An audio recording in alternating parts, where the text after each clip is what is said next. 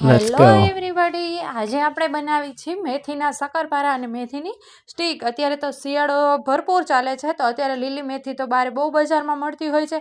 તો એના માટે મેં લઈ લીધો છે મેંદાનો લોટ 3 વાટકી અને 1 વાટકી રવો. ક્રન્ચી બને એના માટે એકદમ મસ્ત ટેસ્ટ આવે રવો નાખવાથી, એટલે રવો નાખી દીધો છે. અને એમાં મેં મેથી અને જે આપણા રેગ્યુલર મસાલા હોય, હિંગ, હળદર, મરચું, મીઠું, એ બધાનું પ્રમાણ મેં માપસર લોટ પ્રમાણે રાખેલું છે. તમારે વધારે લોટ હોય તો વધારે પ્રમાણ રાખવાનું, ઓછો લોટ હોય તો ઓછું પ્રમાણ રાખવાનું. મેં અત્યારે મારી પાસે આટલો લોટ છે તો બધું 1 ચમચી જેટલું લીધેલું છે. અને સરસ મજાનું મોણનું આમાં પ્રમાણ વધારે રાખવાનું છે આપણે તેલનું, એટલે મેં આમાં 2.5 પાવરા મોણ નાખેલું છે. અને પછી આપણે જરૂર મુજબ પાણી લઈ, ના ગરમ ના નરમ અથવા ન એકદમ કઠણ, એવી રીતનો આપણે લોટ બાંધી લેવાનો છે. અને સરસ મજાનો લોટ બંધાઈ જાય પછી આપણે એને અડધી કલાક જેટલો રેસ્ટ આપી દેવાનો છે. અડધી કલાક રેસ્ટ આપી અને સાઈડમાં મેં તેલ ગરમ કરવા માટે મૂકી દીધેલું છે.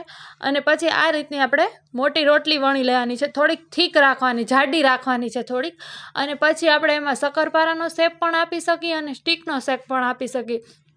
તો તમારે જે શેપ આપવો હોય તમે આપી શકો છો. મેં અત્યારે સ્ટીક પણ બનાવેલી છે અને શક્કરપારા પણ બનાવેલા છે. તો આ રીતે તમે પૂરી સરસ મજાની વણી અને આની ઉપર તમે બીજી પૂરી પણ વણી અને લગાવી શકો. જો તમારે 2 પડવાળા કરવા હોય ને તો શક્કરપારા અથવા સ્ટીક જે કરવું હોય.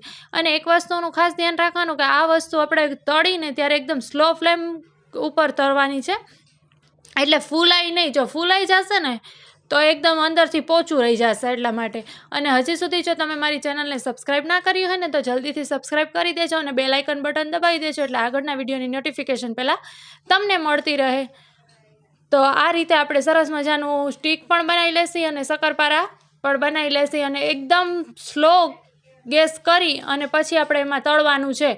ફાસ્ટ ગેસ નથી રાખવાનો, પહેલાં એકદમ તેલ ગરમ કરી લેવાનું અને પછી સ્લો ફ્લેમ કરી દેવાનું છે. તો આ રીતે આપણે સરસ મજાની સ્ટીક, શક્કરપારા બંને વસ્તુ બનાવી લેશી મેથીવાળી અત્યારે તો. અને આમાં મેંદાનો લોટનો મેં યુઝ કરેલો છે, તમારે ઘઉંનો લોટ પણ યુઝ કરવો હોય તો તમે કરી શકો છો. તો પણ આ રીતે જ સરસ મજાના બનશે, એકદમ ક્રન્ચી ને એવા ક્રિસ્પી એવા જે બહારે મળતા હોય છે. કંદોઈની દુકાનમાં તો અત્યારે બધા લેતા જ હોય છે અને મળતા પણ હોય છે. તો આપણે પણ ઘરે બનાવીને ટ્રાય કરીએ, એટલે આપણા બાળકોને પણ મજા આવે અને આપણા બાળકોને આપણે સારું ચોખ્ખું વસ્તુ આપી શકીએ ઘરમાંથી. બાળકો પણ ખાય અને મોટા પણ ખાય. અત્યારે તો બધાને આવી વસ્તુ ભાવતી જ હોય છે, એટલે તમે લંચ બોક્સમાં પણ આપી શકો છો. તમે અથવા બહાર ક્યાંય જતા હોય, અત્યારે ટૂરનું હોય, અત્યારે વિન્ટરની સિઝન છે તો ત્યાં પણ તમે લઈ જઈ શકો છો આ વસ્તુ બનાવીને. આ રીતે નાસ્તો બનાવીને કોઈ પણ એમ પૂરી પણ બનાવી શકાય આની. તમને જે રીતે યોગ્ય લાગે એ રીતે તમે બનાવી શકો છો. અને હા, તમને આવી સરસ વસ્તુ જો ઘરે જ બેઠા જોવા મળી જતી હોય તો પછી તમે મારી ચેનલને સબસ્ક્રાઈબ કરી દો અને આવી અવનવી વસ્તુ જોતા રહો. હું રોજ કંઈક અલગ વિડીયો મારા વીકમાં 2-3 વાર તો આવતા જ હોય છે. અને હજી પણ તમે આગળ કોમેન્ટ કરજો, આપણે કોઈ વસ્તુ શું નવીનમાં બનાવી તો આપણે જરૂરથી એ પણ બનાવશે, કેમ કે મારી પાસે એટલા બધા કન્ટેન્ટ નથી હોતા. એટલે તમારી પાસે જો કાંઈ હોય તો તમે મને સજેસ્ટ કરજો, તો આપણે એ પણ વસ્તુ બનાવશું. અને અત્યારે તો બહુ મસ્ત સિઝન ચાલે છે, એટલે આપણે અત્યારે ગ્રીન શાકભાજી બધું સારું બજારમાં મળતું હોય છે, વેજીટેબલ. તો અત્યારે એના ઉપર ફોકસ કરીને જ આપણે જે વસ્તુ બનાવી હોય એ બનાવી શકીએ. તો તમે મને સજેસ્ટ જરૂરથી કરજો કે આગળની રેસીપી તમે આ બનાવો, તો આપણે આગળની રેસીપી એ બનાવશું. તો જોઈ શકો છો તમે કેવા મસ્ત મજાના આપણી સ્ટીક એકવાર તળાઈને રેડી થઈ ગઈ છે. હવે પછી આપણા શક્કરપારા ધીમા એકદમ સ્લો ફ્લેમ ઉપર તળાય છે અને મસ્ત મજાના તળાય છે.